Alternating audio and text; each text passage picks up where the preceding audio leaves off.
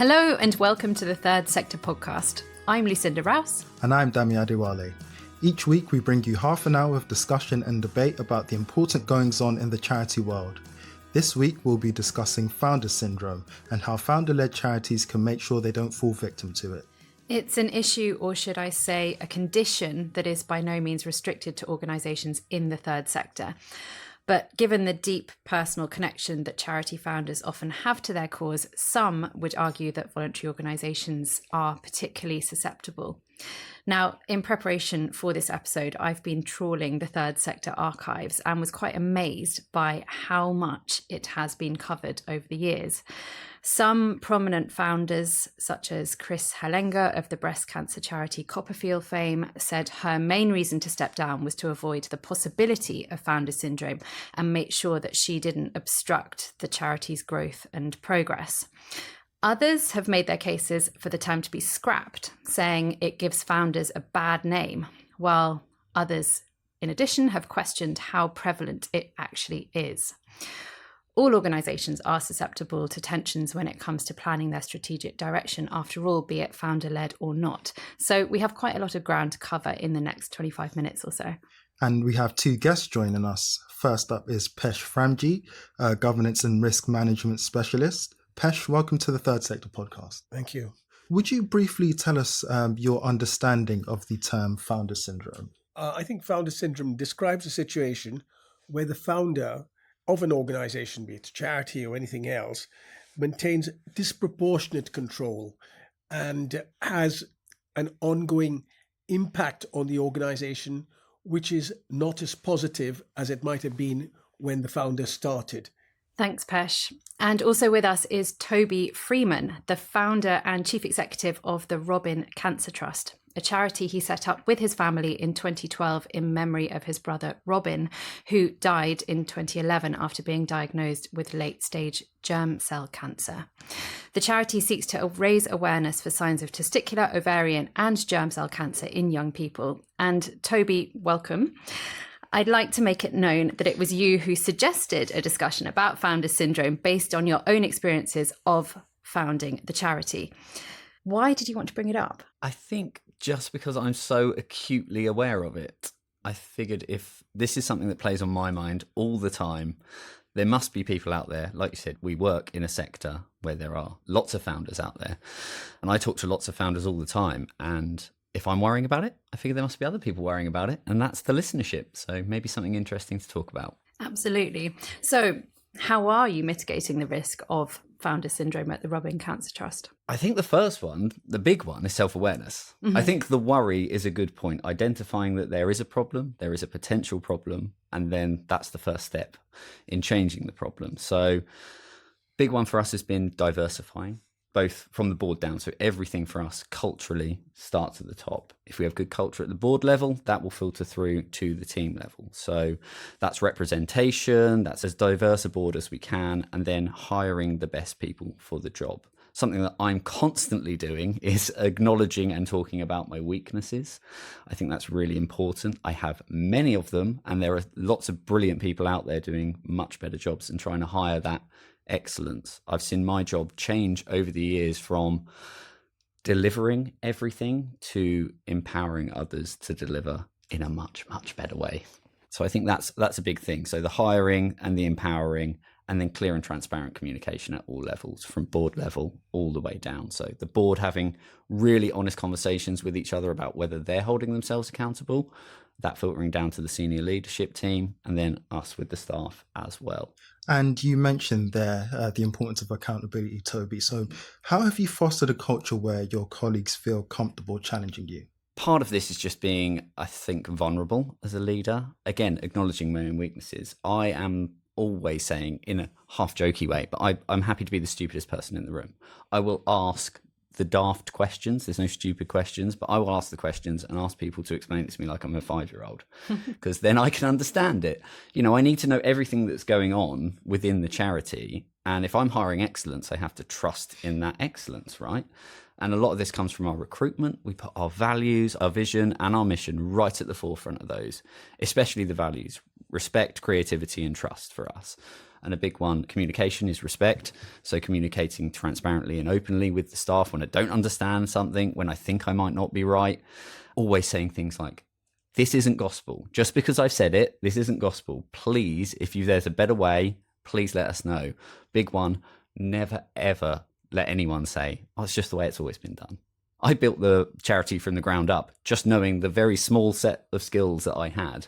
If I'm recognizing my weaknesses, I must understand that there are several different ways to do this much better. So every staff member, when they're hired, they come in, that's the remit. If someone says that's how it's always been done, challenge it. Why are we doing this? There must be a better way. And just, again, open communication, just taking the ego out of it. The mission is what's important, not my founding story. It's about all the other people that we help. Pesh, I'd like to bring you in now. You have several decades of experience working in and observing organisations across the voluntary sector.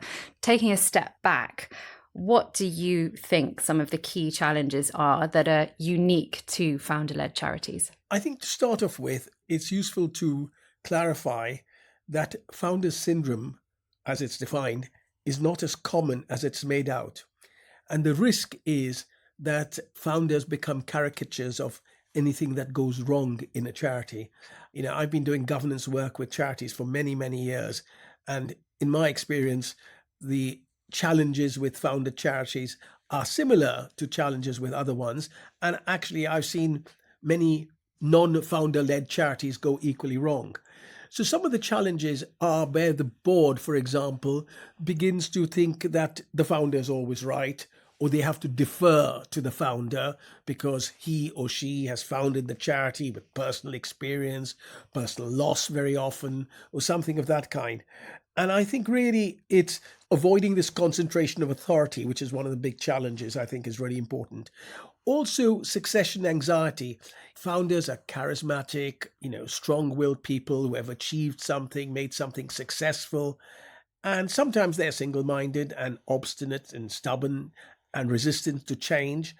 And really, that's because they're anxious about what's going to happen to the organization after they left. So that's the sort of, I think, some of the challenges.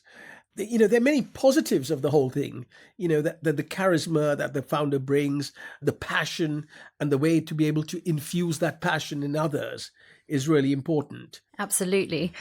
And then thinking about the board and the relationship between the board and the founder chief executive, Toby, how are you making that work for you? I understand that this was a family initiative and you have your father on the board of trustees as well. How does that fit into it all? Just on the father thing, we obviously have CEO to trustee conversations and then son to father conversations. They are delegated. That's the way it's always been. And he's not involved in, obviously, any conversations that involve me, my pay, my benefits, anything like that, just for clarity. But yeah, it's been difficult. It's been a transition period. We've gone through lots of iterations of the board. It starts with the family, then it was family and friends, then it was people with skills around us, and you grow out and family members dropped out. My dad is still there. But it's just been, again, hiring excellence. We did a culture-based hire on a national level, looking for just people that resonated with our mission. On the trustee board. On the trustee board, again. So we hired not on skills, just on culture. And we found our current chair and our treasurer from that, who are two of the most dedicated people in the charity.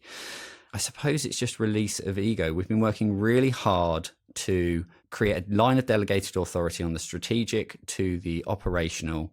And in those transition years, there was a period of me having to manage upwards, getting the board to where I wanted it to be. But where I wanted it to be was me not making all the decisions. So making sure the board was strategic, was talking amongst themselves without me being in the room, and then working in a smooth way. So I had to manage up for a while, but now we've been for the last few years at a period where I feel like we actually have what would probably be a normal board to CEO dynamic, much more normal than it would be for a founders. So I felt that shift over the last few years, but it's been a conscious choice and we worked really hard at it and it took years. And Pesh, from your perspective, how can boards effectively manage founder chief executives? Refreshing leadership is always a good way, good succession planning, and the transition from the founder to successors can often be a challenge, but you actually have got to think about it in a way that it's positive. An example, I was working with another national charity recently, and The founder was great and took the charity forward to a very strong point, did a lot with the organization. But then as the charity started expanding into different regions, also doing different things, the board and indeed the founder himself recognized that something else was needed. So, you don't sort of cut the founder out altogether. So in this charity, the founder started mentoring new leaders. And that was very positive because he was still there making sure that the organization was going in the right direction, but recognizing that there was new skill sets, new thought processes, etc., that were needed. Do you think your relationship, Toby, with the board might be different if you weren't the founder of the Robbing Cancer Trust? That's such a tricky question because I was thinking on this. Can I talk to an experience I've never had? I think it would be more transactional. I think this almost comes back to what Pesh was saying earlier about, I think there's a real double-edged sword with founders. The passion and the dedication is the thing that creates it for a lot of charities, a lot of organizations, businesses. No one else is putting in the hours, the dedication, like just giving your entire life, all your thought processes all day being about the charity. It's like another child when you're growing it. So would the charity have even got to the place it would if it wasn't a founder-led mission? I don't know. Well, it wouldn't have been founded in the first place. Well, yes, absolutely.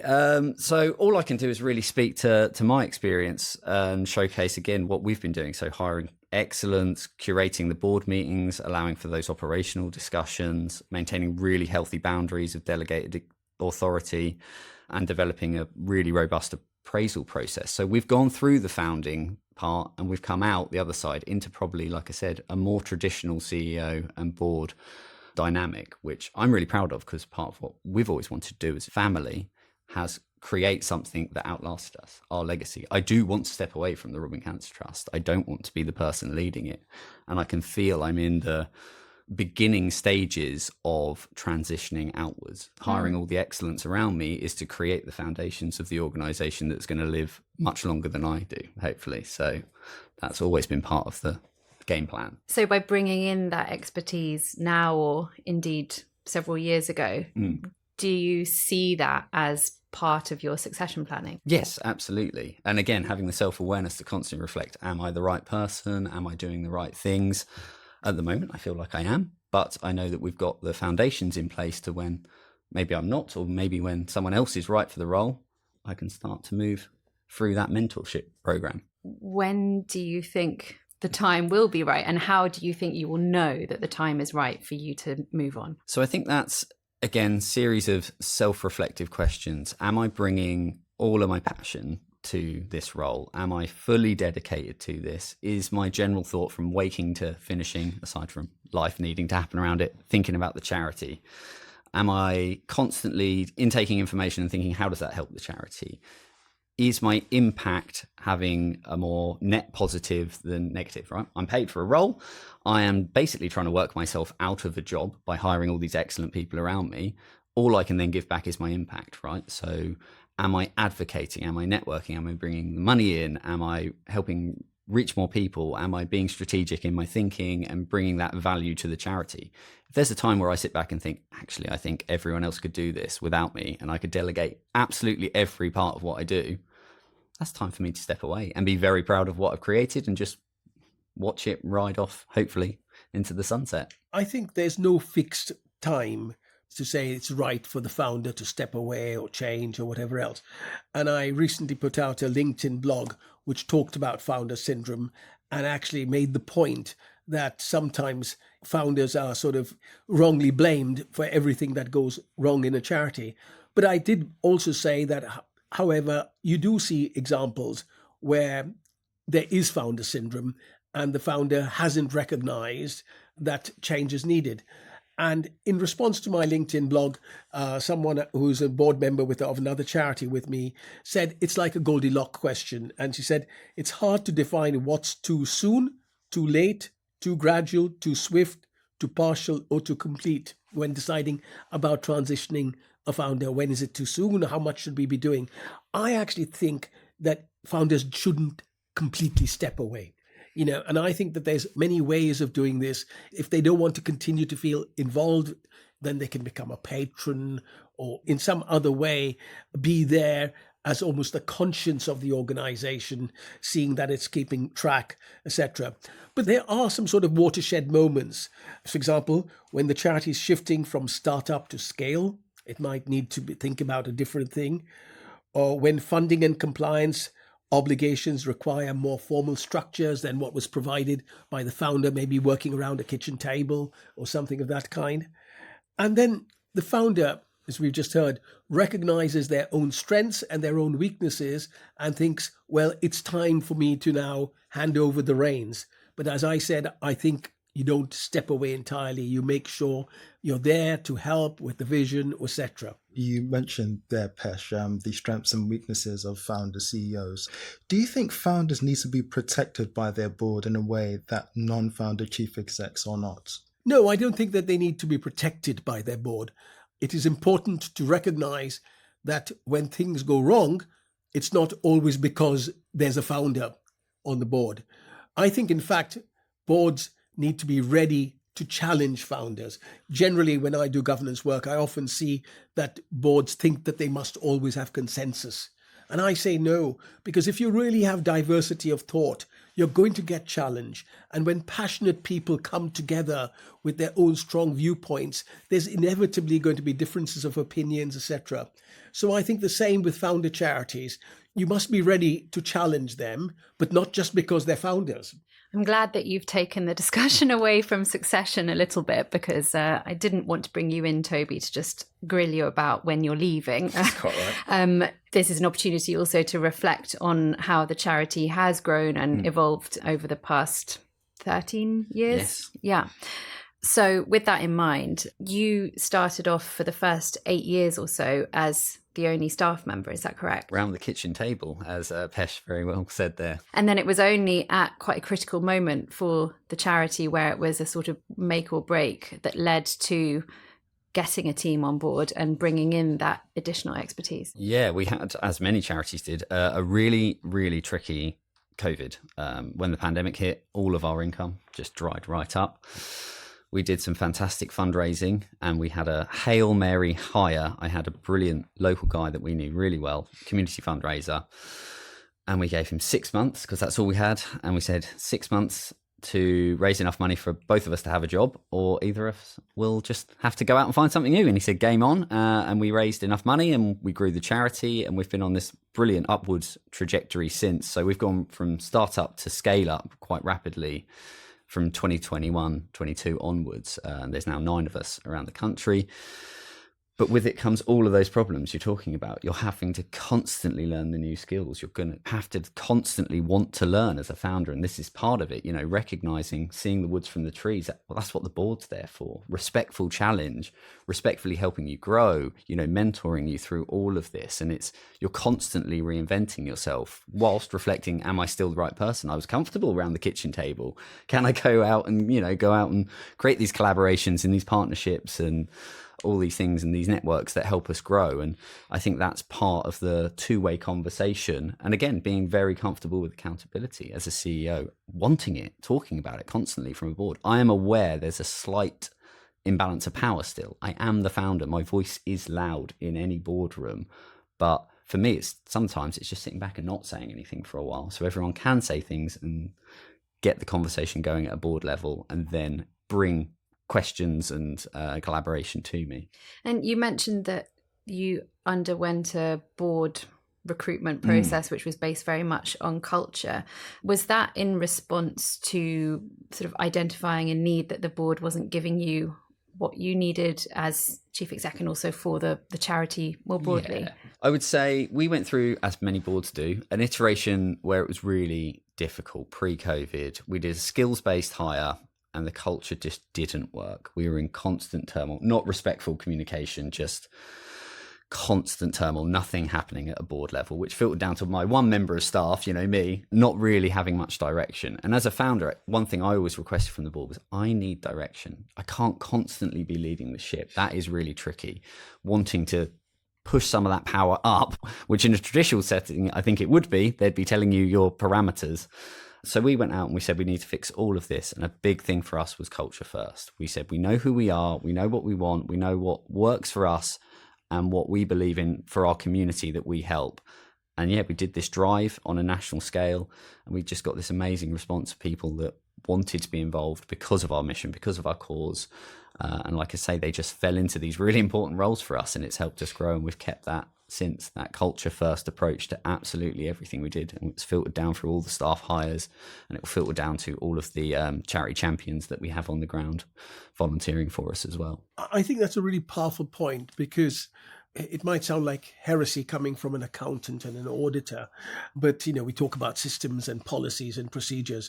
And again, I did another LinkedIn blog which was about strategy is important and policies and procedures are important, but culture trumps policies and procedures. And if you don't have the right culture, however much you might try to do these things we've talked about, diversity of thought, getting boards to act in the correct way, if you don't have the right culture, then it rides a coach and horses through everything else you're planning to do. So how can charities make sure that they've got the right culture? I think for a start is important to focus on the mission.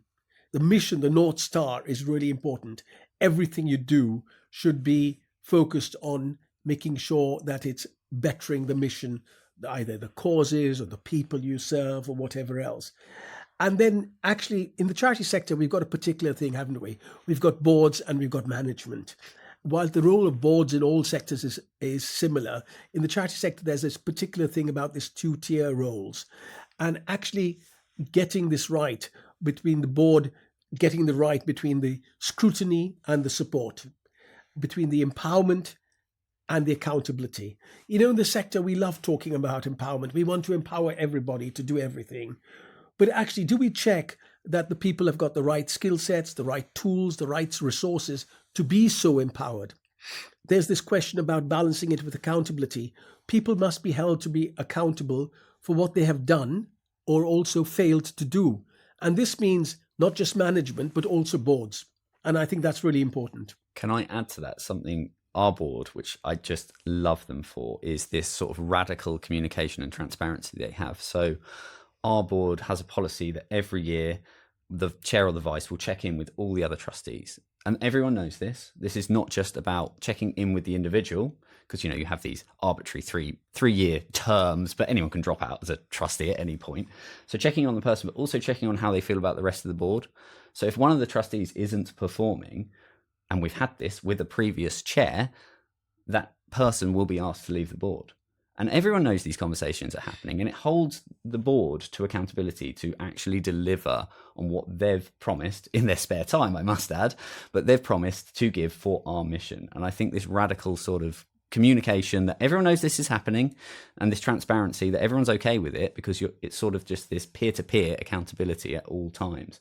As our chair always says, the chair is just a nominal role, right? You're just leading a meeting. Anyone can actually do it. You're not more important than any of the other trustees. You're basically a bunch of amazing humans that have given up your time for a mission.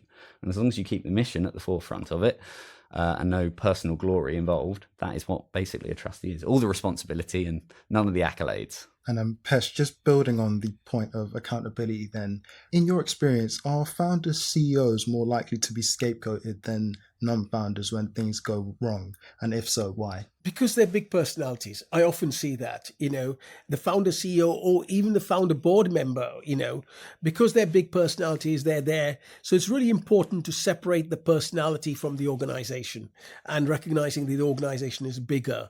But because the founders are big personalities, if something goes wrong, people always point to the founder because they were the personality, they were the person up front there.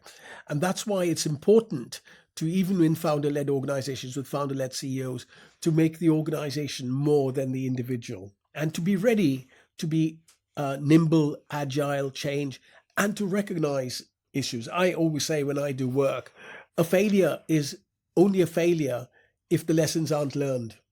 But if the lessons are learned and you move forward from it, then that failure can be a positive thing. How has that worked for you, Toby? And thinking it must have been quite difficult, actually, having run the charity yourself for 8 years, having founded it with your family because you had lost your brother. Did you encounter any problems in terms of delegating to them and making sure that the charity wasn't based around your own personality as the central figurehead and the central staff member for so many years. Yeah, absolutely. I think, as Pesh was talking, I was thinking founders, if done right, can just be a CEO with added bonuses, right? You get all the charisma, you get all of that, but it is really tricky. I have personally really struggled with delegating just because I spent 8 years doing everything at home with my laptop, working all hours.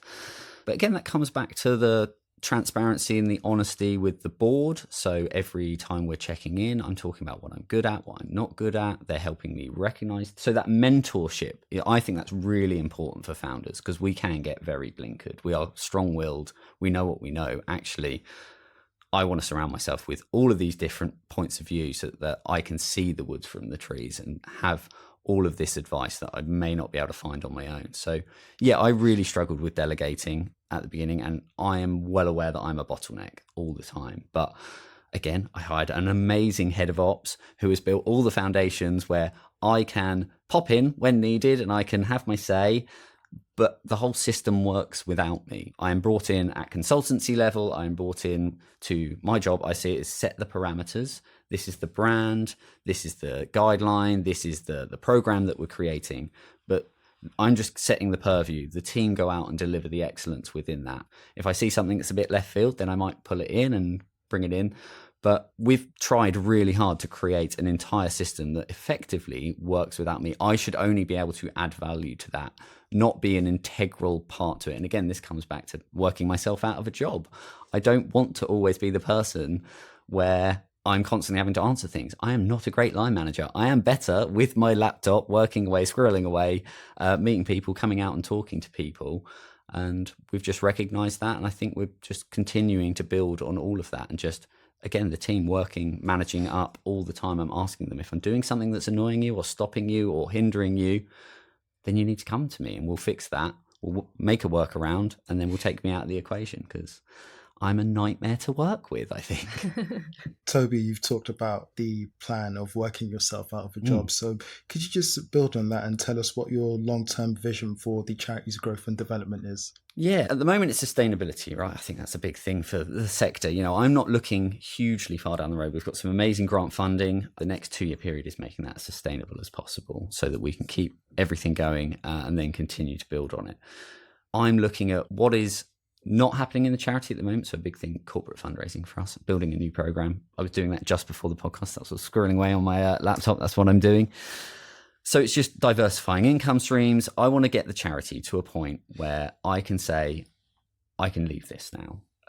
I know at the moment I can go on holiday and everything continues running. And that is something I'm so unbelievably proud of, to see that the team have built this charity around me and accommodated me is the way I see it, so that I can step out and go on holiday next week and 6 weeks holiday and just not think about the charity for a week. 6 weeks? Oh, no, the 6 weeks holiday. I'll just be going for 11 days. Oh, sorry. Okay. But I think I could step away for, I could go on sabbatical and the charity would keep going. At the moment, what I am always innovating and seeing the growth and the opportunities. So I do think that is part of a CEO's role. It's really important. And that is something that we need to be able to replicate. And that might be, when the time is right, a long-term mentorship role for someone coming in there, identifying that is a need, that there needs to be someone picking up with that. Obviously I would say my aversion to risk is quite low. I'm, quite risk heavy. That's what the trustees are there for. I think different roles. Head of ops is always risk adverse, I think. So you need some balance in a team and always looking at that. So at the moment, I feel like I'm the right person to drive it forwards. I have the passion. I'm always thinking of it. I was listening to the podcast on the way up here, getting loads of amazing advice, making notes. And I just think when that starts to wane, then it's the time to have, again, another honest conversation with the trustees and just say, maybe it's time for some real succession planning to come in and just see where that takes us. Talking about succession planning, it's quite interesting. I was doing some work recently with a charity, helping them with their succession planning and a new chief executive. And you all need to be thinking about succession planning, not just because when someone's ready to leave, because things can happen at any time. But it's very interesting that research shows, and I found it interesting when I started doing the research, that over 70% of chief executive appointments, not just in the charity sector, but also across private sector, are internal. So, in fact, if you don't see that there's a potential candidate internally, then I question whether the board and the CEO are doing their job right. Are they building the right team under them? And sometimes the reason that they don't do that is because the CEO feels threatened if they do that. And so I think it's really important that you feel that if I wasn't here and I did take a 3-year sabbatical or a year sabbatical or whatever it is, there is someone in the organization who can step up to take that role on. Is there a tipping point on size for that? Because obviously in small teams, it might be hard internally. Just wondering if there is that in teams of over like 15, 20, 30, 50? I can send you the research piece, because what it also shows is actually internal appointments stay on longer as a CEO also. So I don't think there is a big tipping point. For example, I'm closely involved with the charity finance group, and the chief executive is, thinking about when she might go and things of that kind. They've got 2 deputy chief executives who are eminently placed to become chief executive role. It's not because it has to be a big charity. It's about nurturing the people that can take that organization on within your own organization. And you nurture them because that's the way they grow. And if they grow, the organization grows. Of course, the downside risk is you've made them so good that they go off and become a CEO somewhere else. So, yeah. But then, I think that's par for the course. That's healthy. All through my career, when I've seen people in my teams move on to something else, I've been happy for them. I think that's a great note to end it on. Toby, Pesh, thank you both so much for a really interesting discussion. Thank you. Thank you.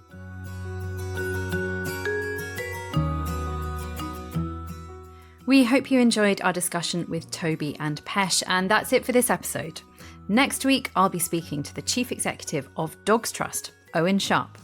From all of us at Third Sector, thank you so much for listening. Our producer is Nav Pal.